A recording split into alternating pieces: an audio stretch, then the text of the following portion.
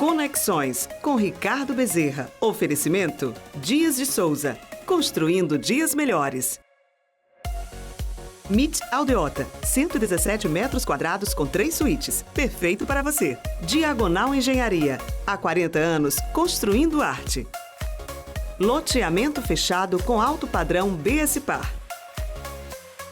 E Coopercon Ceará, 25 anos. Para qualquer desafio, união. Está entrando no ar o Conexões comigo, Ricardo Bezerra.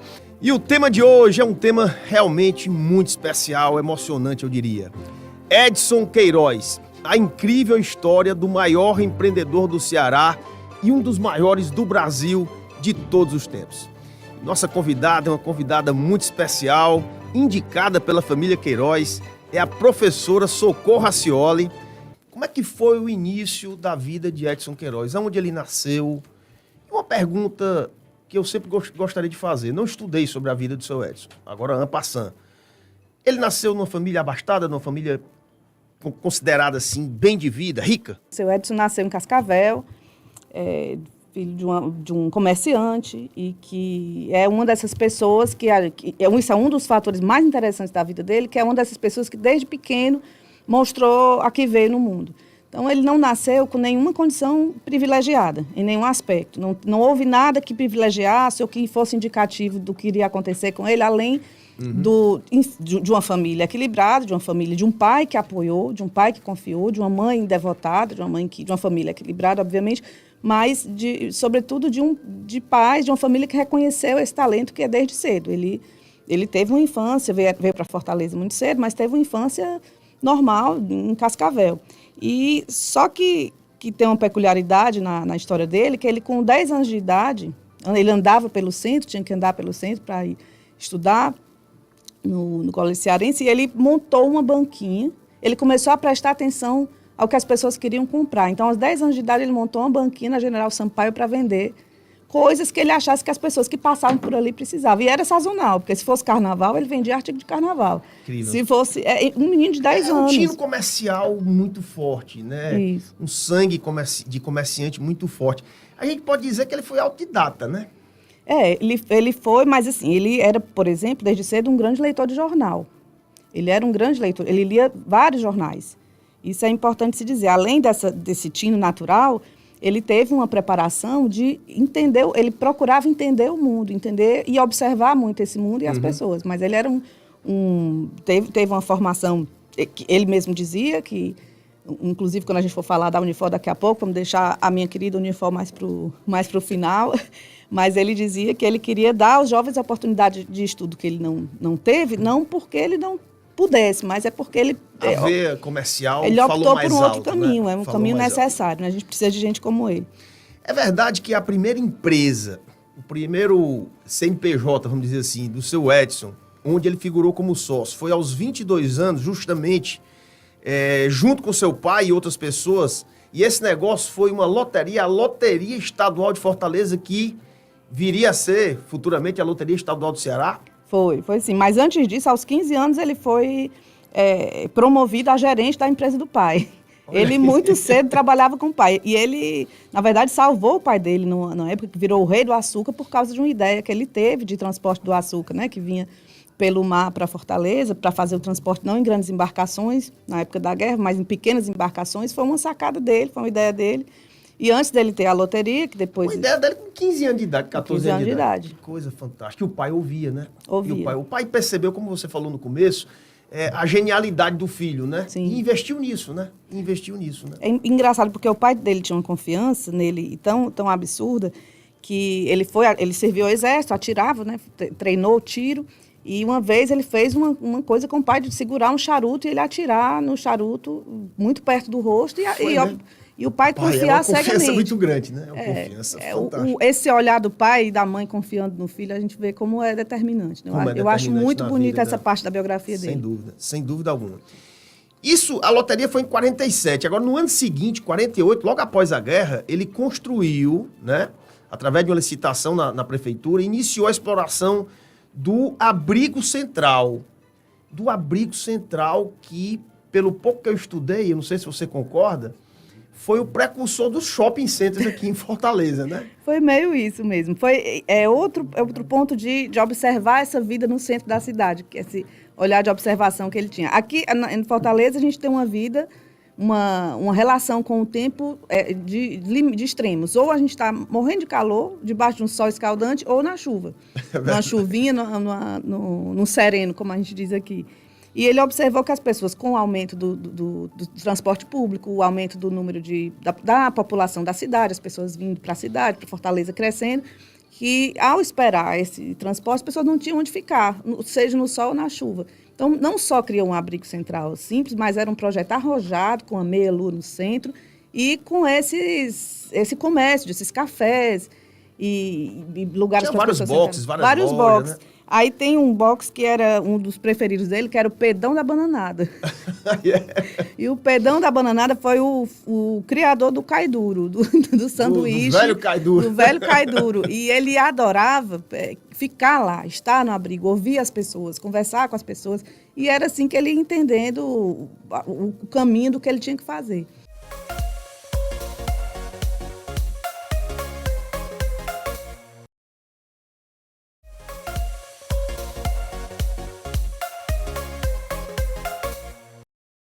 Como é que o seu Edson conheceu a dona Yolanda?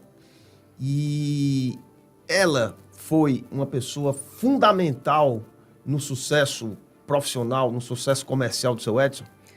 A história de amor deles dois é uma das minhas partes preferidas da história dele, porque eu acho inusitado a gente falar de um homem de negócio, de um empreendedor, e ver, por outro lado, um homem tão romântico. Eles se conheceram, foi cena de filme, do melhor filme romântico que se pode assistir. E ela é uma mulher muito bonita, muito, né? Bonita e muito inteligente. E andando na rua, ele viu a dona Yolanda andando na rua com mais duas amigas e seguiu. E até um certo lugar onde ela ficou sozinha, as duas foram embora. E ele disse, olha, estou lhe observando há muitos dias. Ela, não pode, eu cheguei ontem do Rio de Janeiro. ele errou aí um pouco no cálculo, né? Mas isso aí não fez ele se intimidar, não. Acertou. Mas aí ele continuou, né? Perguntou o nome, foram se entendendo. E ela tinha um outro pretendente de Pernambuco. Ele se adiantou porque viu que podia... perder tempo e resolveram. E ela foi, sim, muito importante como companheira, como mãe, né, como uma mulher que... E ela participava, ela acompanhava os negócios, coisa que eu não sabia. Sim, ela estudava os materiais que chegavam em inglês, estudava o que ele recebia de documentos e de prospectos em inglês para as empresas. Passar para ele. E à noite, quando ele chegava em casa, ela estudava com ele. Então, a morte prematura dele teve esse fator que é quase assim, providencial, dela já estar preparada, obviamente que não para estar sem ele, mas para seguir, entender o rumo dos negócios. Já tinha um rumo, um norte dos negócios, né? Não estava totalmente apática aos negócios, né? E ela muito inteligente, muito diplomata. A gente pode dizer que o seu Edson era um workaholic, uma pessoa que vivia para trabalhar, não tinha fim de semana, sábado, domingo, feriado, dia santo? Pelo visto, sim, porque quando ele não estava em expediente, a cabeça dele estava procurando, né, tentando entender, tentando pensar, criar novas possibilidades. A gente lê a biografia e termina assim, nossa, que energia. 24 horas pensando em negócio, né? Impressionante. Minha amiga, professora Socorro Racioli, qual foi a virada de chave, aquela grande tacada? Porque o seu Edson teve tantos negócios que vocês que estão nos ouvindo, nos assistindo, vão entender um pouquinho da genialidade desse homem. Foram muitos negócios, mas teve aquele negócio que realmente mudou tudo, que eu chamo de virada de chave. Qual foi o negócio que daria início ao império do grupo Edson Queiroz? Foi o gás, né? Inclusive foi uma conversa no Abrigo Central, conversando com uma pessoa, o Mazini, que trabalhava com revenda de carro e tinha também esse negócio com gás, que disse que ia se desfazer, e ele tinha uma mania que a dona Yolanda achava um pouco, às vezes, difícil de lidar, porque ele costumava comprar estoques de empresas falidas, empresas que estavam fechando para revender depois. E esse Mazinho estava se desfazendo dessa empresa de gás e ele resolveu assumir. Sabendo da dificuldade que ia ser convencer as pessoas, que era o problema que ele tinha enfrentado, convencer as pessoas a ter um bujão de gás em casa com risco de explosão. Então, ele ele tomou o negócio para si, ele ia de casa em casa, levando, instalando o gás e provando que era muito melhor. Ele dizia, olha a sua cozinha toda limpa, já pensou? A cozinha da senhora toda sem fuligem, sem fumaça. Veja só. Era lenha mesmo, né? Era lenha. Era lenha. Isso aí foi quando, mais ou menos, cronologicamente falando aqui? 51, o gás foi 51. 1951, nascia a Norte Gás Butano, né? O famoso gás butano, iniciado pelo senhor Edson Queiroz, seu Edson, né? E essa costura, assim, ele cria o abrigo, lá no abrigo, conversando com as pessoas, ele sabe dessa história do gás, então ele resolve entrar pelo caminho do gás, sendo muito arriscado, mas confiando numa mistura que ele tinha de inteligência com intuição. Eu também acho que tinha uma certa percepção ali. Com certeza, com certeza. Socorro, me diga uma coisa, ele comprou esse negócio do gás, mas ele não tinha ainda a concessão do gás, né? A concessão ele adquiriu depois. Como é que era esse negócio? Ele comprava o gás junto com o botijão e ia nas casas vender e mostrar que era um bom negócio, né? Era um negócio seguro para as famílias. Mas aí depois ele ganhou a concessão, ele venceu, teve a concessão do gás em si, e o negócio começou a prosperar e ele passou com muita visão, a fazer os bujões de gás também, né? A fabricar os bujões de gás. Conta um pouquinho como é que foi esse começo aí, essa decolagem inicial. A história do seu Edson, a gente hoje vendo, é uma história que parece ser uma trilha de vitórias, vitórias, vitórias, mas ele teve muitos momentos de muita dificuldade, como essa história da concessão do gás. E o que ele fez, porque é uma história longa para a gente detalhar aqui, mas ele fez, quando ele estava quase para não conseguir essa concessão, ele fez um golpe de mestre, um golpe no bom sentido, de conversar, de conseguir convencer, uma tacada de mestre, de conseguir convencer para que essa concessão ficasse aqui. Então, é importante falar assim, também que não existe uma história de um vencedor.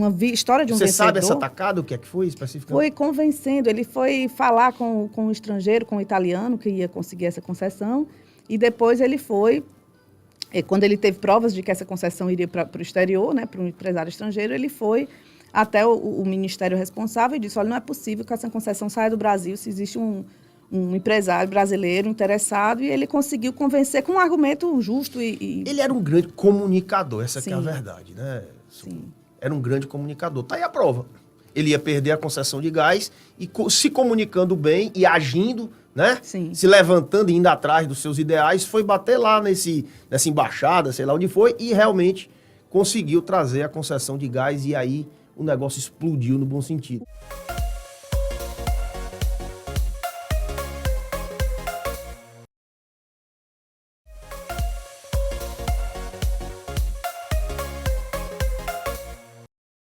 A gente está conhecendo um pouquinho da maior história de empreendedorismo do Ceará, do maior empreendedor do Ceará de todos os tempos, ninguém menos do que Edson Queiroz.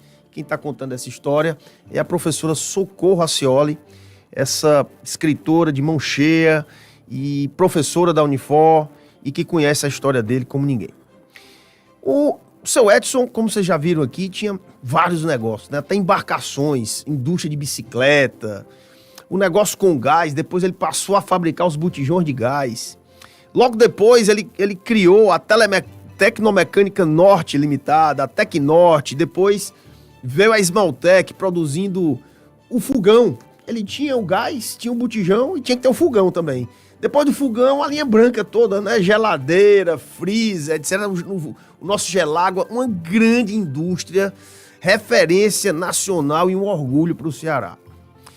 Seu Edson também gostava muito de imóveis, né? Para quem não sabe, ele tinha a Sociedade Butano Limitada, que hoje é uma das grandes proprietárias de imóveis do Brasil. Quer dizer, o homem também gostava de imóvel. Mas agora, professora, se você me permitir, eu vou focar numa outra predileção comercial de Edson Queiroz, mas que no meu modo de entender vai muito além do somente comercial, entre aspas, que é o setor de comunicações. Um grande comunicador gostava também dos meios de comunicação.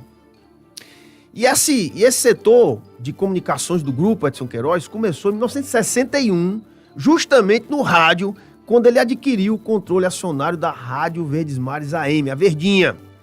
Logo após, em sociedade com José Afonso Sanches, ele adquiriu o jornal Tribuna do Ceará, onde implantou, ele já inovando o sistema pioneiro da composição a frio e impressão offset.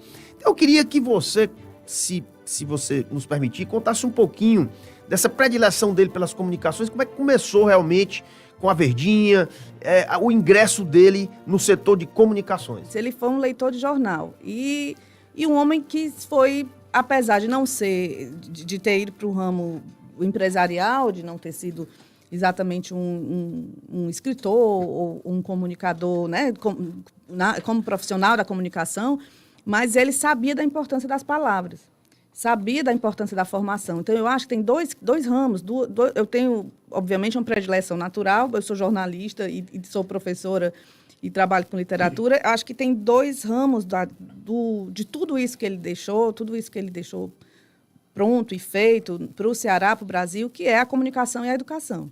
Teve também o agronegócio, né? O seu Edson investiu bastante em indústria de castanha, tem muitas fazendas e tal. Mas teve um negócio, né, que eu não chamo nem de negócio, teve uma atividade criada pelo seu Edson que atestou, na minha visão, que consolidou o título de maior empreendedor do Ceará de todos os tempos.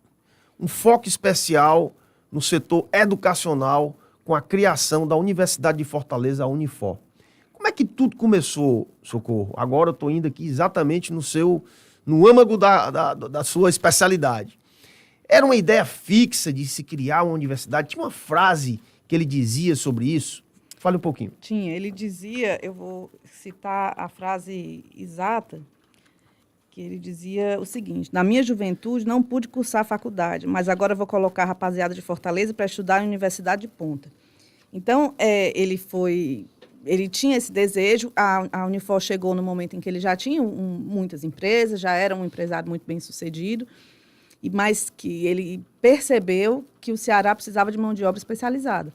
Justamente por lidar com esses diretores e com esses quadros técnicos e com esse conjunto imenso de funcionários, de colaboradores, ele percebeu que faltava, que ele precisava trazer gente de fora para poder suprir, e que então faltava essa formação no Estado, e ele fundou a Unifor. E aí é interessante porque é um ramo, primeiro, completamente diferente de tudo que ele tinha tentado e arriscado antes, as coisas bem-sucedidas e as outras. Era um ramo que ele não entendia, ele foi buscar os melhores, mais uma vez, né, os melhores professores, pessoas para assessorar, e ele foi muito desencorajado, porque ele não queria começar com um curso para depois mais um, não. Ele quis começar uma universidade, abrir uma prova de ingresso, né, um vestibular. Com vários cursos, com uma campus, né, um campus. Isso, com né, um campus. Que não é normal, né? Exato, ele... Normalmente a universidade começa com a faculdade, vai crescendo até virar um campus. Ele já começou com o Unifor, Universidade de Fortaleza, com um campus gigantesco, onde é ali o Washington Soares, né? Ele levou um grupo de investidores, de empresários para lá e disse que tinha uma coisa para anunciar, e ele falou, talvez seja o anúncio mais importante da minha vida. E levou para o terreno, onde foi colocada a pedra fundamental, e quis fundar a Unifor por cima de muitos desencorajamentos, né? Que ele começasse aos poucos, mas ele começou já com muitos cursos, com um vestibular concorrido, e criou a Unifor numa área da cidade que à época não tem nem comparação. O pessoal mais novo, mais jovem que está assistindo, não tem nem como ter ideia do que era. Que teve um dedo aqui de Patrolino Ribeiro Sim. de Souza, né? Na verdade, que deu a Unifor, para quem não sabe, ia lá para Barra do Ceará. Isso. Aí o seu Patrolino aqui disse, não, Edson, que eram muito amigos, você vai para ali, para Washington Soares. Aí imagina, eu dar tudo para ver uma negociação do seu Edson com o seu Patrolino. Rapaz, você dá tudo para estar lá no meio para ver aquela negociação. O seu Edson era tão forte na negociação que acabou ganhando o terreno do seu Patrolino. Uma comunicação fantástica, né? Fantástica. Isso, e a Unifor tem algumas coisas que eu acho que as pessoas não sabem. Quando ele começou a estruturar a Unifor naquele terreno, ele levava sacas de adubo no fim de semana. É um dos campos mais bonitos do Brasil.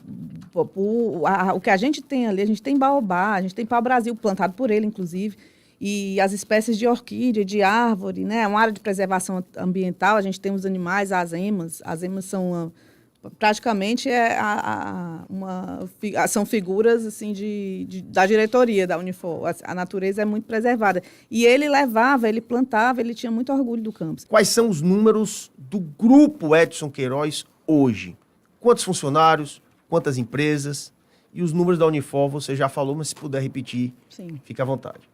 Bom, da Unifor, vou começar por isso, 25 mil alunos, 1.300 professores, 44 cursos de graduação e educação à distância, 11 programas de pós-graduação, de mestrado, doutorado, a gente tem a pós Lato Sensu, Instituto Sensu, então são muitos cursos, entre eles o curso de a especialização em escrita e criação, não posso deixar de falar, e 30 cursos na educação continuada e aumentando, e seguindo, né? E o grupo Edson Queiroz, né, tem 71 anos de história, são 10 mil colaboradores em 6 segmentos. Né? Segunda pergunta, eu já sei a resposta, mas vou lhe perguntar.